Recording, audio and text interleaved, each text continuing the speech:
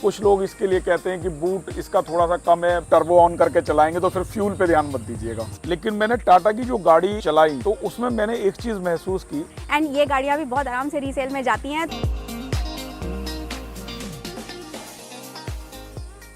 Hey everyone, good morning and welcome back to the channel. उम्मीद करता हूँ आप सब लोग बहुत अच्छे से और बहुत बढ़िया से होंगे। जैसा कि मैंने लास्ट टू लास्ट वीडियो में बताया था, जिसमें टाटा पंच और KUV 100 का हमने कंपैरिजन किया था कि हमारे घर से KUV 100 जाने वाली है।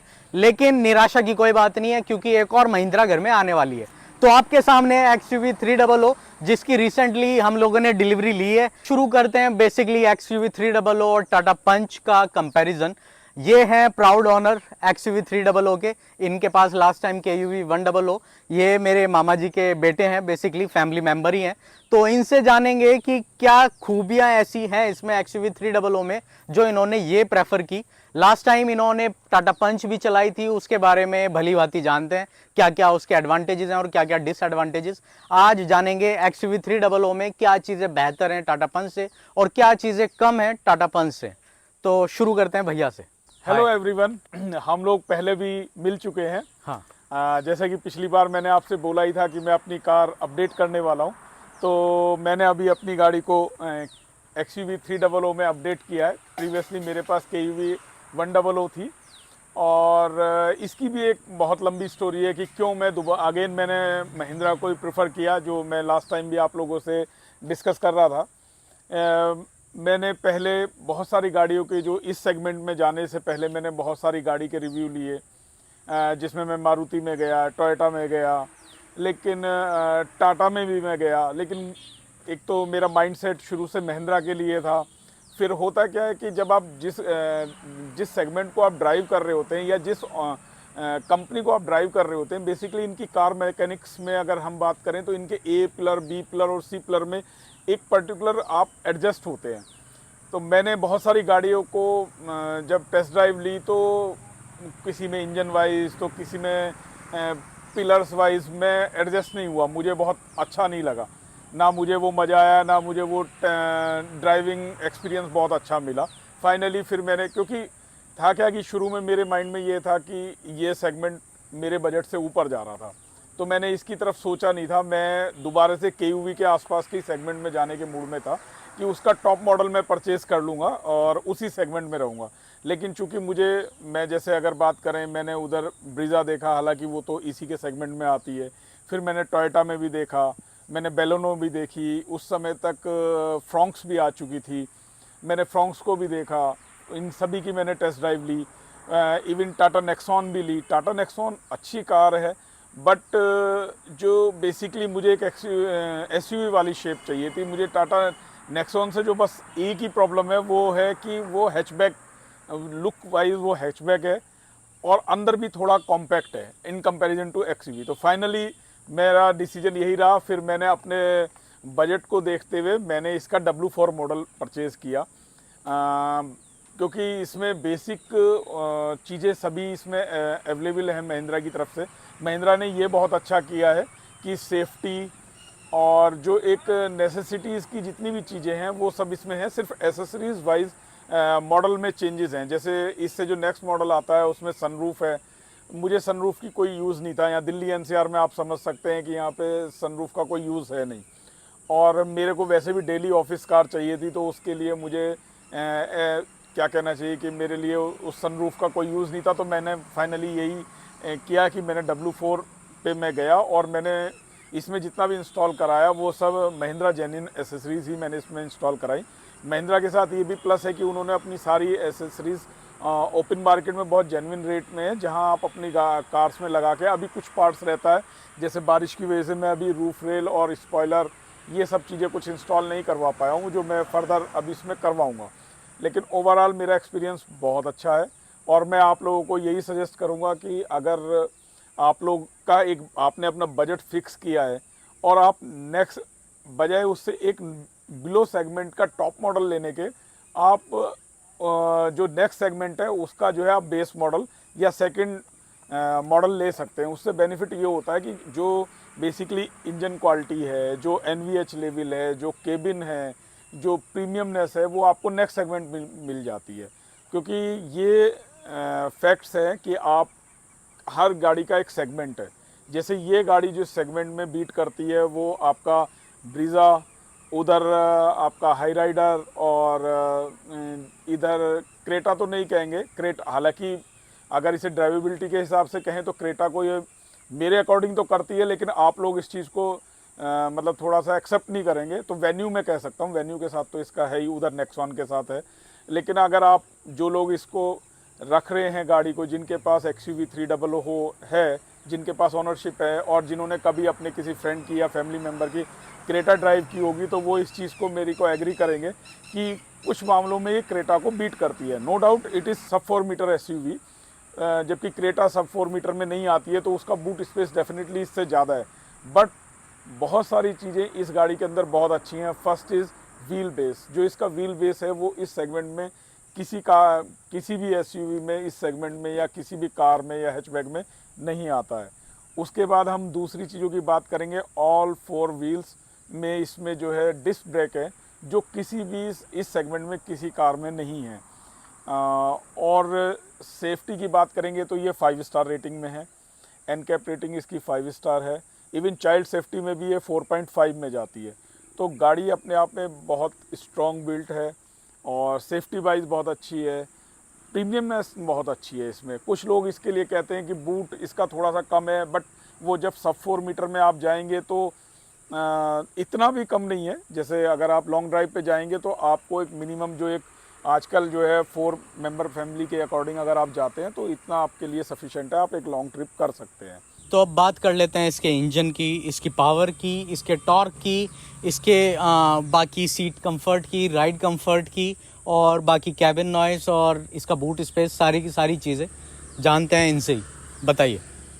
महिंद्रा में जो प्लस पॉइंट है, जैसे ये 1200 सीसी 3 सिलेंडर है, बट इसके सभी इंजन टर्बो आते हैं।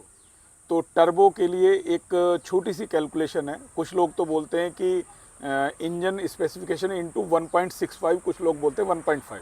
तो अगर जैसे 1200 सीसी है तो इसको 1.5 से मल्टीप्लाई किया आपने तो लगभग 1500, नहीं तो 1.65 से करेंगे तो मतलब 1800। तो लगभग लोगों का कहना जो है, जो लोग जो इंजन मैकेनिक्स पे काम करते हैं, वो लोग ये कहते हैं कि लगभग जब टर्बो कोई चीज़ होती है तो उसकी जो पावर जनरेट होके आती है वो उससे 1.65 या 1.5 के ज़्यादा होती है। वो इसमें है भी। जैसे इसकी अगर हम इंजन स्पेक की बात करें, जो इसमें इंजन आ रहा है, अब इन्होंने एक इंजन और दिया, उसकी बात मैं बाद में करूँगा। इसमें जो इंजन है वो 110 bhp की पावर देता है, तो हैवी इंजन है। बट इसका जो टॉर्क है वो 200 Nm का है। अच्छा। तो 200 Nm का टॉर्क होने की वजह से जब आप इसे 3 सिलेंडर को आप चलाते हैं तो आपको कहीं से महसूस ही नहीं होगा। हालांकि सुबह आप स्टार्ट करेंगे तो हल्का सा वो 3 सिलेंडर वाला होता है थोड़ी देर के लिए, लेकिन वो जैसे ही RPM सेट होते हैं वो नॉर्मल हो जाता है। तो वो तो 3 सिलेंडर की मतलब एक स्पेसिफिकेशंस है। लेकिन जब आप इसे ड्राइव करेंगे तो वहाँ आपको कहीं नहीं लगेगा। वो अलग की बात है कि अगर आप टर्बो ऑन करके चलाएंगे तो फिर फ्यूल पे ध्यान मत दीजिएगा। तो लेकिन ये होता है कि जो टर्बो इंजन्स होते हैं, जैसे अब मैं अपनी बात करूँ तो मैं लगभग अब तक 4 से 5 लाख किलोमीटर गाड़ी चला चुका हूँ जब से मैंने ड्राइव करना शुरू किया। तो अभी मुझे वो हैबिट नहीं है कि एक्सीलेटर दिया और बहुत तेज़ी से गाड़ी। अभी क्या हो गया है कि फर्स्ट गियर में गाड़ी है तो मतलब इतना स्मूथ होना चाहिए कि आपको रोड्स और आपको लगे ही नहीं कि आप गाड़ी चला रहे हैं। यू फील लाइक कि आप एक ड्राइंग रूम में बैठे हुए हैं। तो वो चीज़ क्या होती है, वो इंजन शॉकर्स और बाकी सब चीज़ों से तो आती है, लेकिन जब आप ड्राइव करते हैं नेचुरल रेस्पिरेटेड इंजन्स में वो चीज़ें नहीं आती हैं। तो वो चीज़ अगर आप टर्बो के अकॉर्डिंग भी नहीं चलाएंगे, जैसे इसका टर्बो लगभग 1700 1750 से वो बोलते हैं, लेकिन 2000 के आसपास स्टार्ट होता है RPM पे। लेकिन आप इसे मतलब अप टू 2000 RPM तक भी चलाएंगे तो वो स्मूथनेस बहुत है इंजन में। और जैसे अभी इसकी एसेसरीज़ में काम कराया था तो इन्होंने NVH को कम करने के लिए बहुत सारा काम किया हुआ है। हो सकता है इस सेगमेंट में आने के बाद जो ये सेगमेंट होता हो यहाँ पे सभी कंपनीज़ करती हूँ, बट मुझे इसका लगा कि डोर्स में जो इन्होंने पैकिंग की है अंदर, बाकी जो पीछे पैकिंग की है, सब जगह जो पैकिंग की है वो नॉइस को कम करने के लिए, इवन आगे भी जो इंजन के साथ भी जो इन्होंने पैकिंग की है वो काफ़ी अच्छी पैकिंग की है, जिसकी वजह से केबिन जो है बहुत ही साइलेंट है और एक गुड ड्राइविंग एक्सपीरियंस आपको मिलता है इसमें। व्हील बेस की बात करें, पहले तो इन्होंने इस तरीके से किया हुआ था कि जो टॉप मॉडल था उसमें R17 आता था, लेकिन अब इन्होंने सभी में R16 किया हुआ है।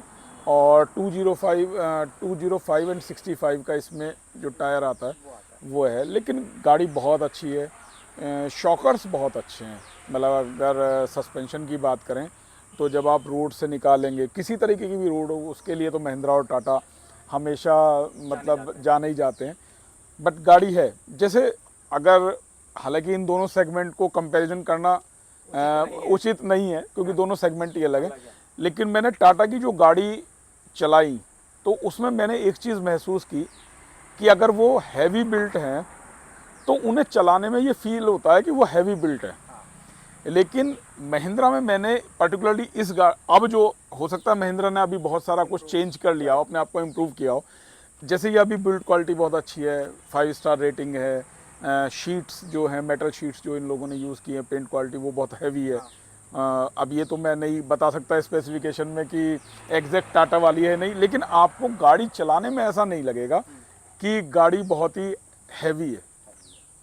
गाड़ी जब खड़ी है तो लगेगी आपको, लेकिन जब आप ड्राइव करेंगे तो आपको ऐसा लगेगा इट इज़ जस्ट लाइक आप जैसे बहुत ही एक कोई बहुत ही जैसे टॉय कार टाइप चला रहे हैं। Hi friends, thanks for watching. सबसे पहले और मेरा व्यू ये है कि हम लोग ना मिडिल क्लास वाले लोग हैं, तो मिडिल क्लास को ना शोर शराबा, क्राउड और इन सब चीज़ों की आदत होती है। लेकिन इस गाड़ी में बैठने के बाद ना इतना साइलेंट मोड में रहते हैं, इतना मज़ा आता है कि ऐसा लगता है यार अपन तो हाई क्लास हो गए। तो वो हाँ, ये बहुत ही अच्छा है। इंटीरियर इसका इतना कंफर्टेबल है कि साउंडलेस फील होता है।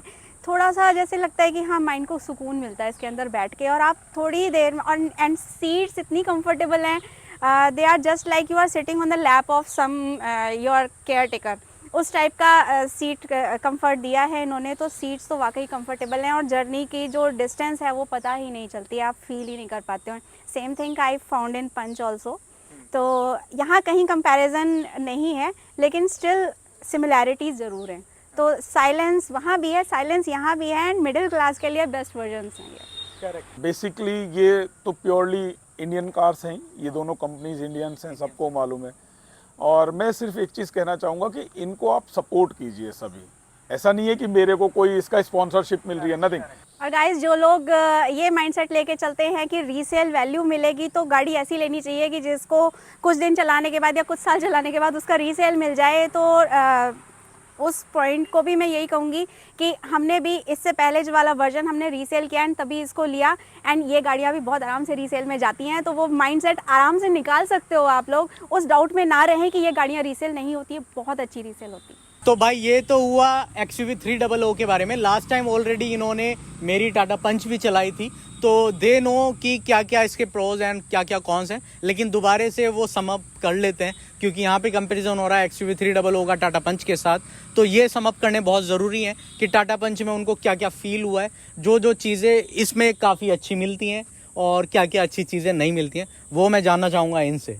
बेसिकली देखिए, दोनों के सेगमेंट ही अलग है। ये जहाँ टॉप मॉडल पे आके, टॉप मॉडल जहाँ तक इनका आता है वहाँ से ये सेगमेंट स्टार्ट होता है। तो डेफिनेटली दोनों को कंपैरिजन करना बहुत अच्छा नहीं रहेगा, लेकिन इन स्पाइट ऑफ दैट कुछ पॉइंट्स पे बात हम लोग कर सकते हैं।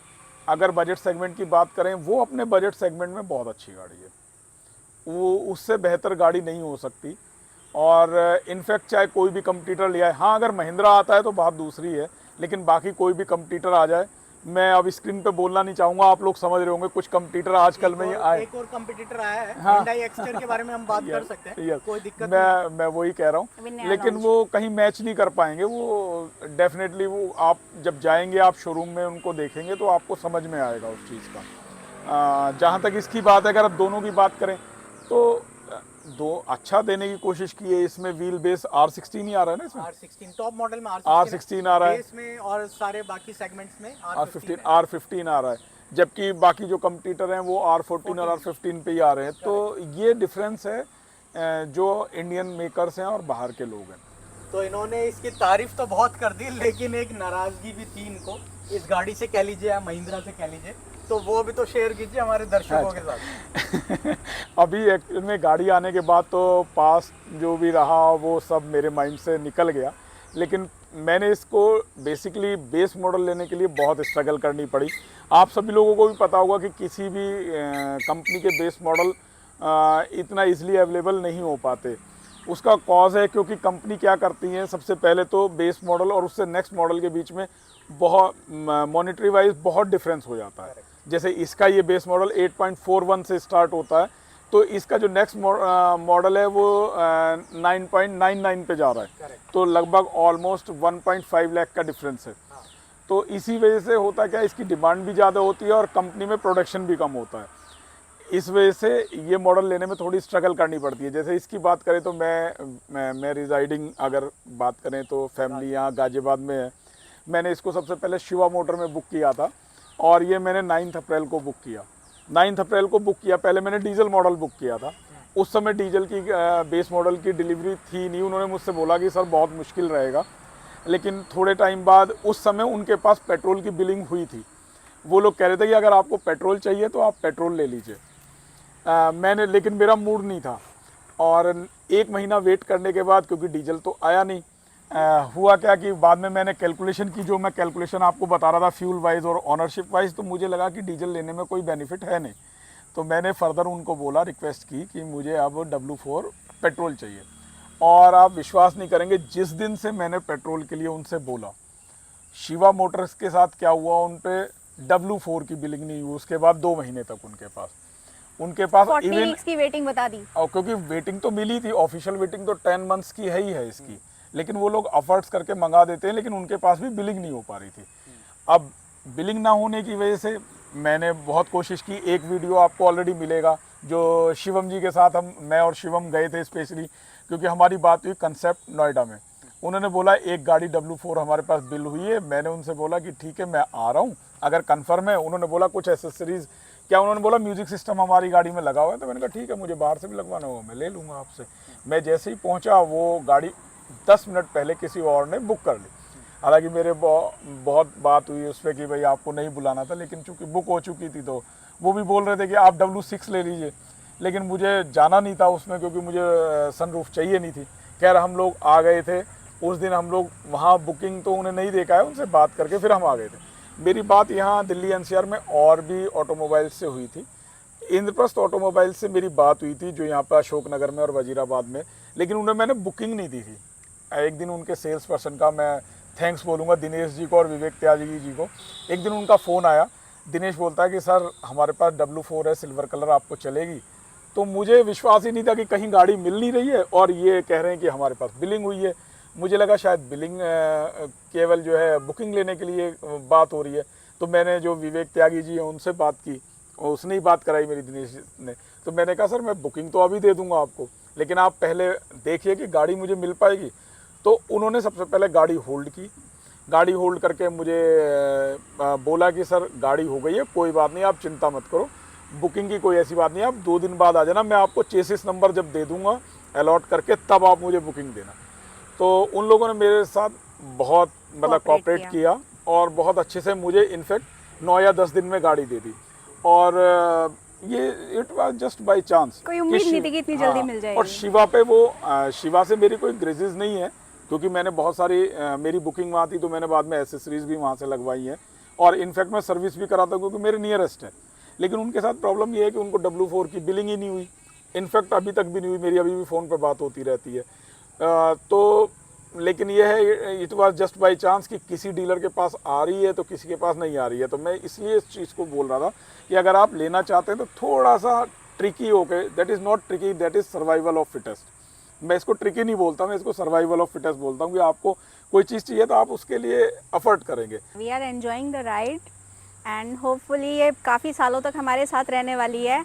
मुझे लगता है कि हमें महिंद्रा को थैंक्स करना चाहिए एंड इवन टाटा के लिए भी मैं यही बोलूँगी, टाटा हो या महिंद्रा, ये इंडियन कंपनीज़ हैं, ये कभी नहीं इंडिया से जाने वाली और इनकी रीसेल वैल्यू अच्छी खासी है। तो लोग गाइस आप इन गाड़ियों की तरफ भी आएँ, हमेशा रीसेल वैल्यू मिल जाए उसके पीछे ना भागें। तो दोस्तों भैया ने ऑलरेडी बताया है कि क्या एक्सपीरियंस रहा है उनका XUV300 की परचेजिंग को लेके। जिनसे इन्होंने परचेज की है गाड़ी, उसका नंबर ये डिस्क्रिप्शन में दे देंगे। अगर आप भी सोचना चाह रहे हैं XUV300 के बारे में, तो आप जाके कॉल करके आप परचेज़ कर सकते हैं वहाँ से। और बस ये ज़रूर बता देना कि शिवम जगदीश के चैनल की वीडियो देख के हम लोग आ रहे हैं, तो हो सकता है आपको डिलीवरी टाइम से पहले मिल जाए गाड़ी की, नहीं तो नॉर्मल कस्टमर्स की तरह ही ट्रीट किया जाएगा। बाकी 10 महीने तक जाओगे। हाँ फिर कहना इनका है कि फिर तो 10 महीने तक जाओगे अगर नॉर्मली आप जाके इंक्वायरी करोगे। बस ये जरूर बता देना डॉक्टर साहब की गाड़ी देख के, शिवम जगदीश की व्लॉग का जो वीडियो है वो देख के हम लोग आपको कॉल करके इंक्वायरी कर रहे हैं। बाकी आशा करता हूँ, उम्मीद करता हूँ आपको ये वीडियो, ये कंपैरिजन पसंद आया होगा। पसंद आया तो प्लीज़ लाइक का बटन जरूर दबा दें, और चैनल पर अगर आप नए हैं तो प्लीज़ चैनल को सब्सक्राइब कर लें। मिलते हैं फिर बहुत जल्द एक नई वीडियो, एक नई ब्लॉग के साथ। तब तक के लिए tata, bye bye, take care and as always धन्यवाद।